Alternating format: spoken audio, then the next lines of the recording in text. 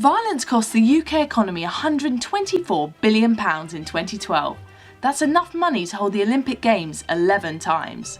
But do we ever stop to think what causes violence?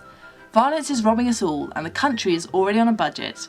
Feeling the strain on our welfare and services, it would be criminal not to look at what the root causes are. So the Institute for Economics and Peace have done just this. They looked at the levels of violent crime, homicide, public disorder, weapons crime, and the number of police in every area of the country, and have ranked each area according to its peacefulness.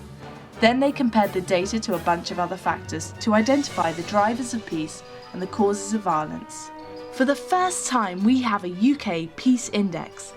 This gives us a big picture view of what keeps cycles of violence going. Now we can know the economic cost of violence and how to stop it in the most effective way. So, here are the top facts from the UK Peace Index. Peace is up in the UK. Despite the recession and rising public perceptions of crime, violence has fallen by 11% this decade. And our generation have bucked a century-long trend. Since 2002, homicide has halved. Now there's a reason to smile. The top 3 most peaceful local authorities are Broadland, Three Rivers and South Cambridgeshire. And the most violent are the London boroughs of Lewisham, Lambeth and Hackney. Violence still robs our economy unnecessarily, and we need to know why.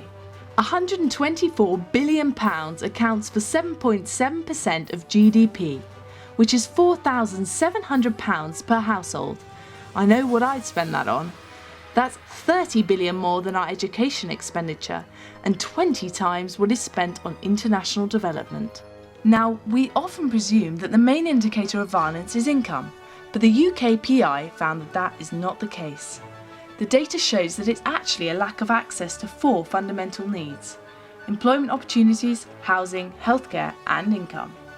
This leads to severe deprivation, and the most deprived areas in England alone house around 5 million people.